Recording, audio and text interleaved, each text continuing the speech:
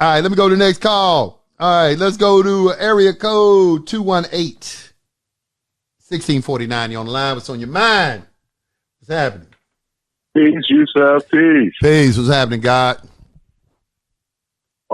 Thank you. I've been a listener for going on about 7 to 8 years, man. A faithful listener. And okay. Honestly, if I could wear a uniform that represented your school, I would wear it in public. I feel like a student. Yeah, I'm happy to say that the show has inspired me to enter law school because of what you teach.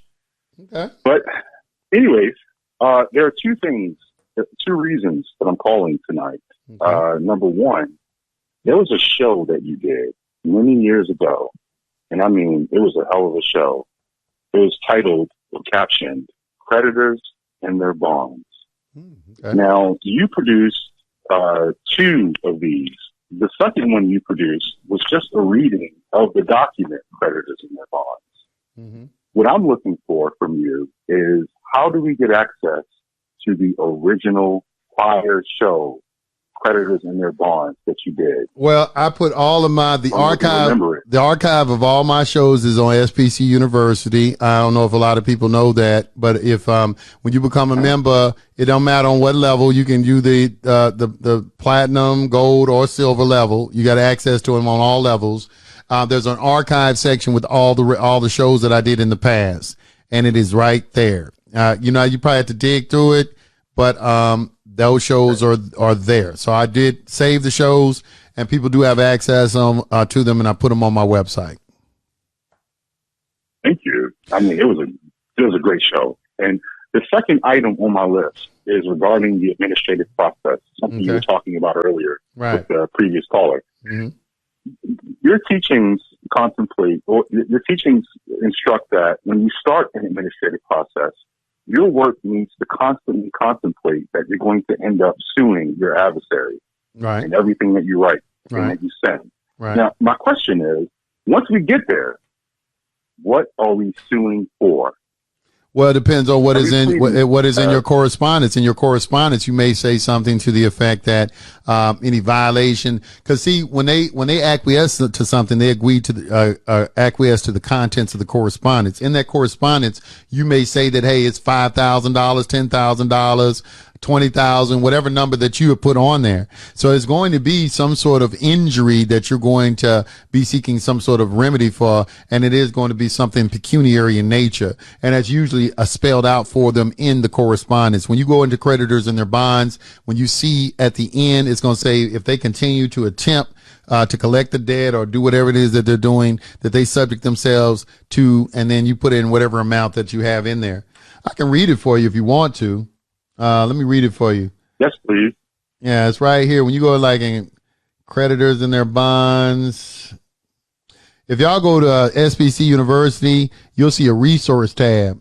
Click on the resource tab, then the list is going to pop down, and then you're going to see a PDF section. When you go to the PDF section, creditors and their bonds is the very first document in the left-hand corner. When you get to that document, you're going to go to the to give you an example of what I'm talking about, let's see, right?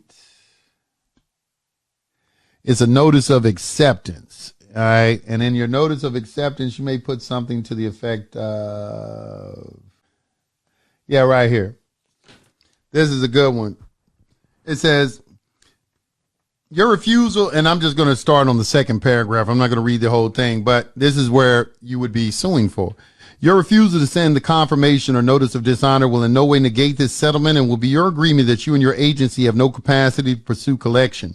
Further collection efforts confirm your agreement that you and your agency collectively and severably owe John Henry Doe, all caps, 5,000, 10,000, whatever amount you put in there, and that John Henry Doe may take all necessary steps to secure its claim to the debt owed to it and collect. So it's like a counterclaim of sorts. You know, you have, like in this particular case right here would be where you have discharged the debt. You satisfied the obligation. You're seeking for them to give you confirmation of that fact. They haven't given you confirmation of it. And now it's just like I did with the furniture company. They said, well, we're not picking up the furniture. Okay, well, I'm charging you $100 a day. I'm charging you because right now I'm warehousing this furniture for you because it's clearly spelled out in the contract that you got to pick it up when I tell you to come pick it up. There aren't any exceptions for COVID-19 or anything like that I can see.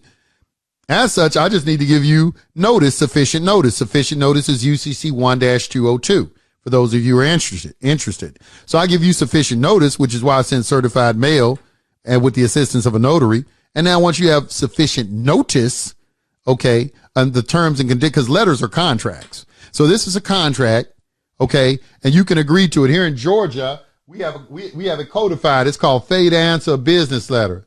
And that is OCGA. And this Fade Answer Business Letter contains this OCGA 24-4-23.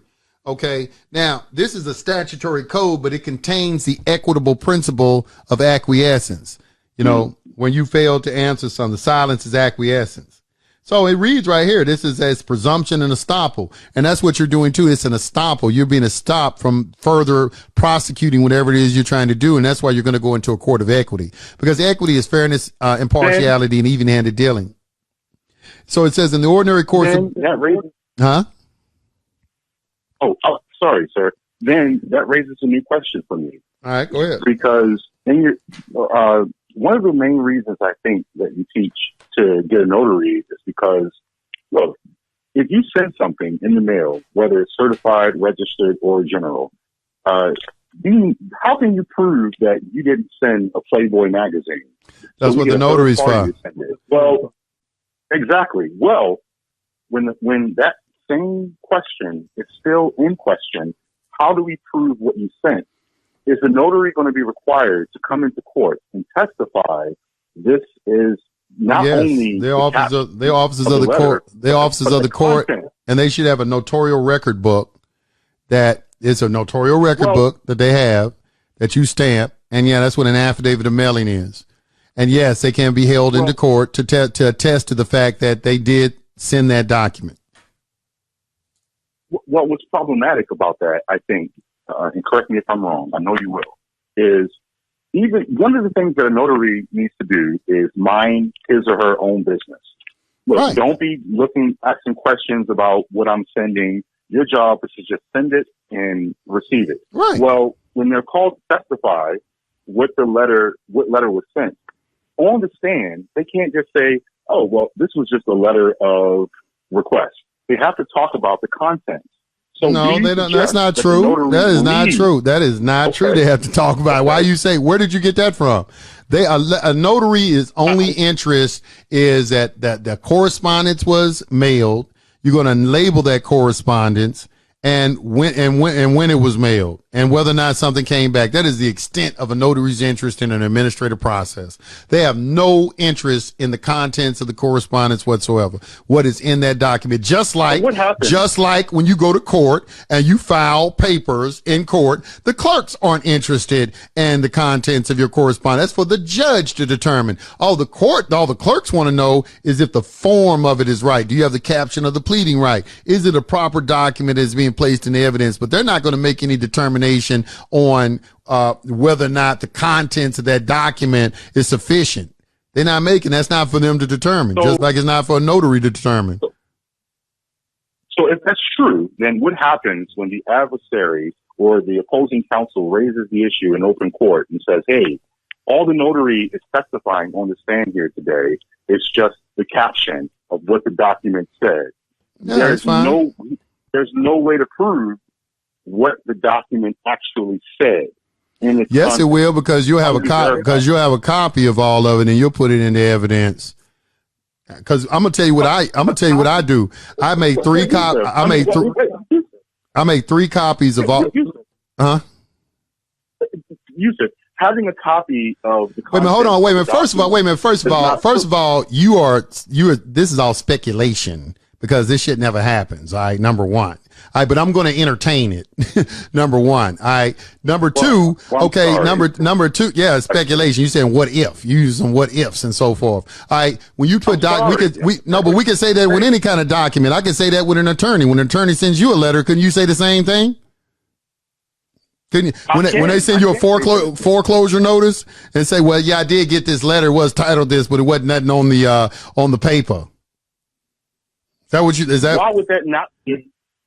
Why would that not be an argument that someone could potentially You can make it. You can make. I'm just trying to cover all. No, I'm gonna put it like this: you can make any argument you want.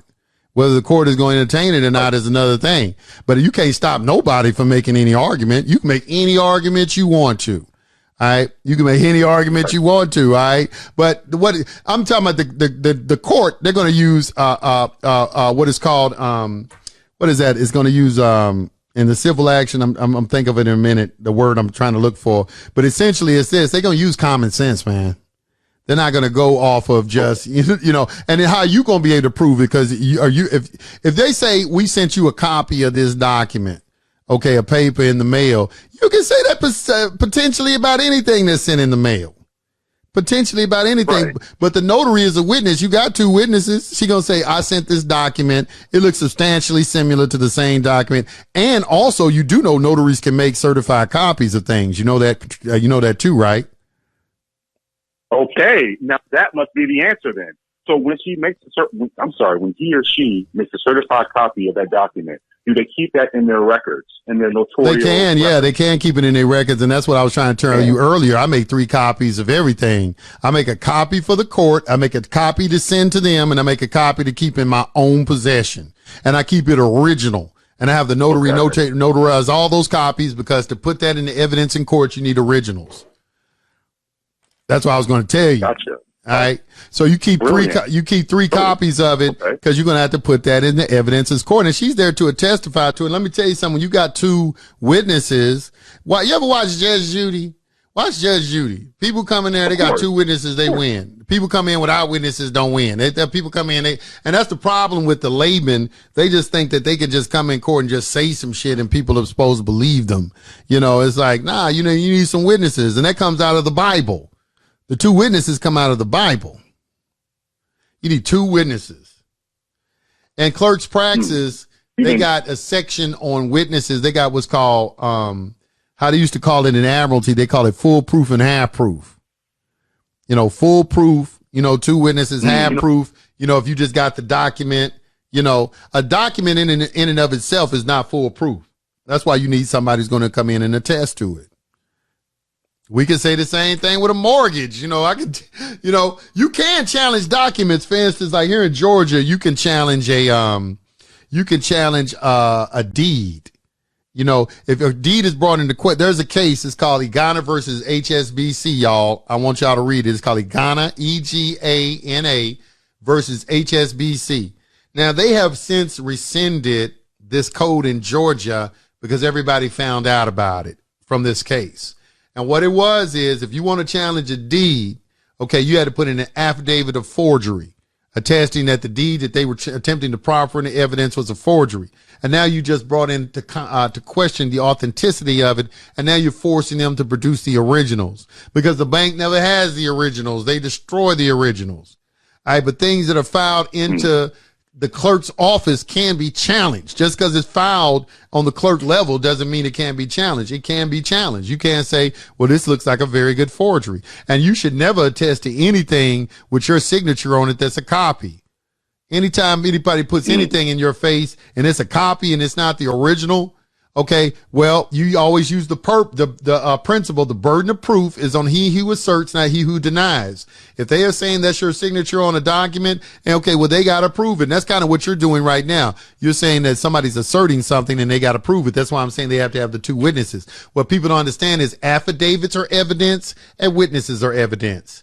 That's what they were trying to tell y'all in the fraud election, when y'all kept saying they didn't have any evidence. They had over 1,000 affidavits. Each one of those affidavits is evidence. Most people don't know what evidence is either. They think they know what evidence is. They don't know what evidence is. So, so you have to have somebody attesting to something. I mean. Okay. One more change of gears, please. Right. And I'm out of the way. No, go ahead. The next caller.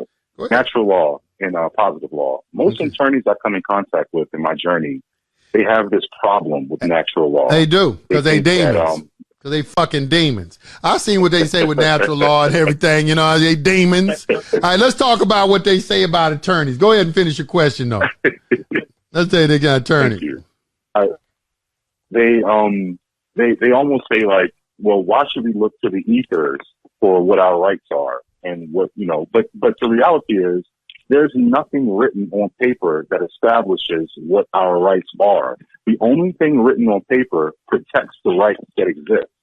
But they can never answer where they came from. Well, your rights are only, and I got this from a military document, rights are only in the form of a contract. Your rights can only be enforced through contracts. Yeah, you can have a right. Wait. So you're saying, wait. So you're saying that the right? Hold up. That was controversial. You said that rights are created from contracts. I got to get the document. No, it's not created, but you got to like enumerate your rights in a contract. You got to understand contract law is private law. And that's what you are. You're a private citizen. Absolutely. Contracts rule on the private side. On the public side, the Constitution rules. So, as a private citizen, you got everything is a contract. Like, for instance, marriage. Marriage is a contract.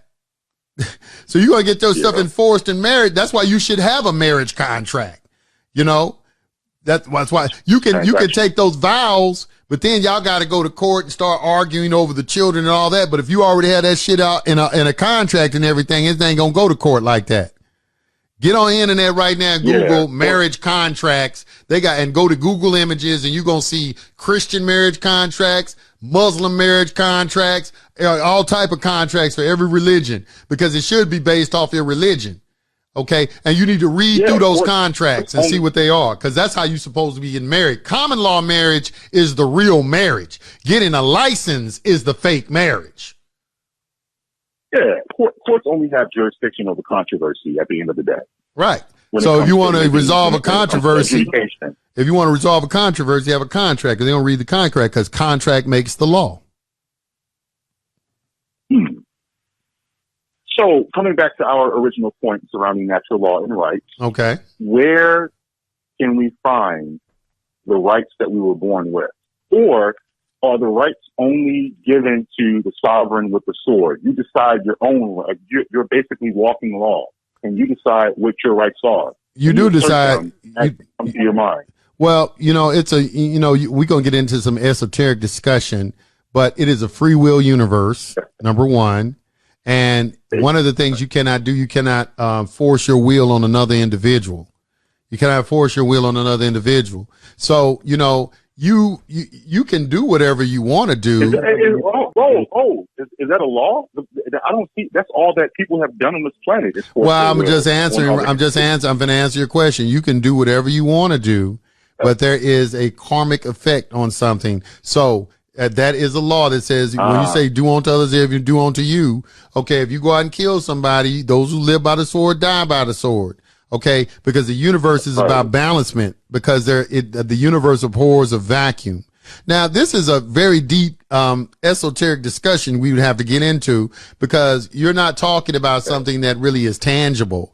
All right. When we start talking about universal law, but that is going to have to be the baseline that you're going to have to operate from. And that comes through observation and people with very, very finely tuned reasoning skills down through the centuries who have made determinations on and who have been able to substantiate things that are what are called immutable laws, which mean they're not a respecter of person. So we have to start with immutable law, which will be mentalism, correspondence, vibration, polarity, rhythm, gender, and cause and effect. Okay, those 7 principles as it speaks in Proverbs 9:1. If you see any discussion about anything, you're going to see that it's going to involve one of those principles. Even in law, it says for you to be guilty, the mind must be guilty. So that's mentalism. Okay, well, cause and effect. Cause and effect is order.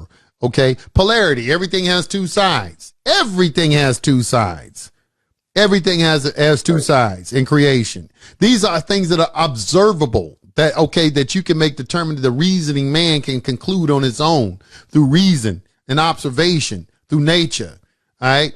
So, I understand what you're saying. They're not written, but when you're speaking to an attorney. Why have you abandoned? Huh?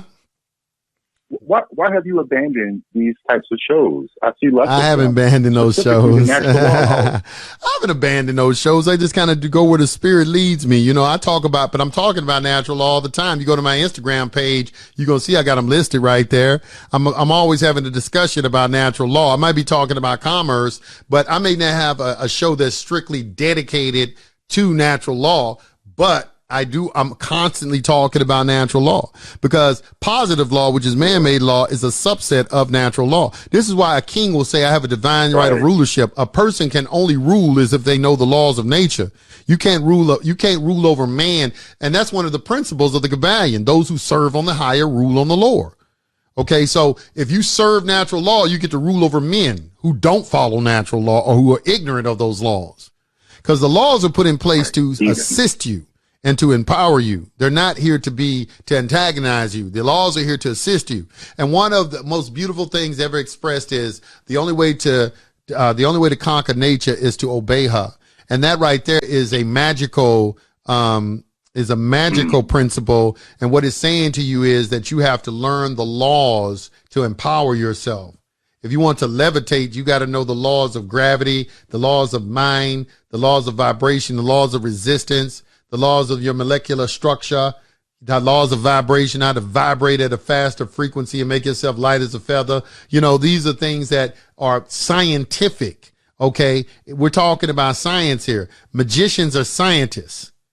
They're scientists. These are the scientists of old, the scientists that study the science of nature.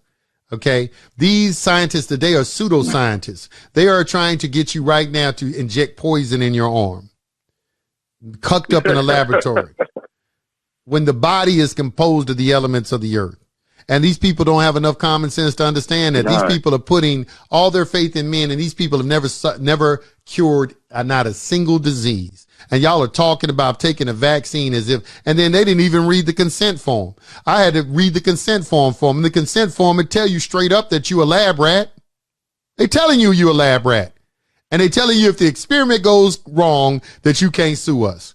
And y'all, they putting out these damn videos on Facebook and all this kind of stuff. What the world is going to be like when everybody gets vaccinated. We'll be able to take off our mask and things are going to go back, you know, and you need to I got my first and second shot, even though they're hearing whispers right now that it sterilizes you. I heard some old people talking about, well, you know, I already had my kids and everything. They're trying to reduce the population, fools.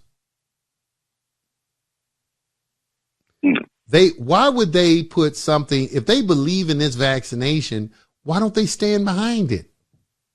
It's your product. How could somebody make a product and not have to stand behind it? Somebody make that make sense to me. Well, those of us who, like you always teach in your past shows, he who can be fooled, let him. They sign it. They sign the contract. So they sign it after you read it. And then I had some people tell me, you know what I had some people tell me one time? This is this type of reasoning they use, right? They said, well, that's what they put on all the vaccines. And this is what we're talking about. And this is what they're talking about in the protocols of the learned elders of Zion, when it says there are people who do not have good reasoning skills.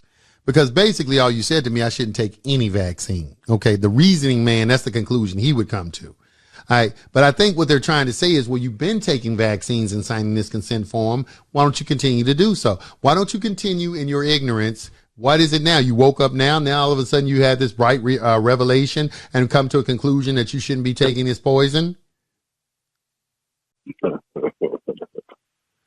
I just find it very interesting that people come and they talk about that. What about the action of the Dred Scott law? What do you mean Dred Scott? Dred Scott was the result. We have the 13th, 14th, and 15th Amendments because of Dred Scott. Did any of y'all actually read the Dred Scott case? Because it's really a beautiful case. Most of the people read it misunderstand it. Okay, I think it's beautiful. I think it's one of the worst decisions that I don't think Supreme Court has ever made. I think the judge, he was simply reflecting on the mindset of the times and the statements that were being made. As I said, who actually read the case? You're listening to a lot of people give commentary on it. Who actually read it? I actually read the case. Right. And the judge in there, he was not a bad judge. Basically what he was saying, he was calling out the hypocrisy of white people. He was talking about the white people in the North. He said, y'all always talking about slavery, but y'all don't treat black people any better or anything like that. He said, y'all sitting here talking about the South and everything. He was calling out their hypocrisy is what he was doing. And that seems to go over a lot of people's heads because most of the people that comment on it, they ain't never read. Like this person right here. She's sitting there saying, what about the Dred Scott law? Which I've never heard of Dred Scott law. You mean the case? Have you heard of Dred Scott law? I haven't heard of that. All right. But there was a case. You can be nice. Be nice. Be nice, man. Sanford versus United. What was versus what? What's the name of the Dred Scott case? I forgot the Dred Scott. Was it Dred Scott versus Sanford? Yeah, Dred Scott versus Sanford.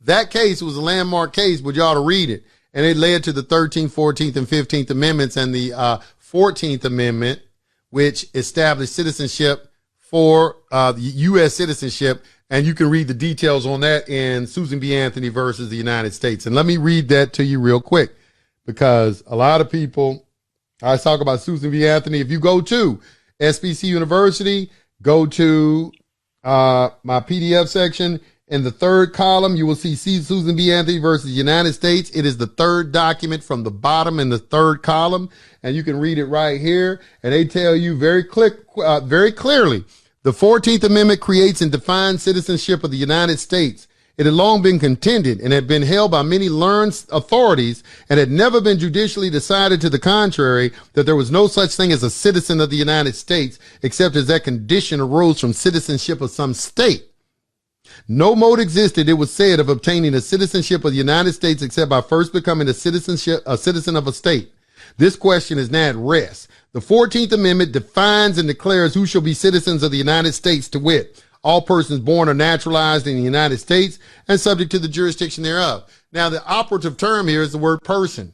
Now, I did a whole treatise on that word right there. There's a guy, he did a very good, his name is Vader, what's his name? He did a very, very good treatise on the word person, okay? Because this is why they throw y'all off, because y'all don't pay attention to that word person, okay? The United States, the 14th Amendment created artificial persons, and it allowed corporations to be citizens. All right, and this is where you get this franchise that they call the straw man, or this federal citizenship, because you don't live within the District of Columbia. Because the United States government's jurisdiction is established in Article 1, Section 8, Clause 17 of the Constitution. Clause 17. The 10-mile square and all of their insular possessions. An insular possession of Congress would be the Social Security number.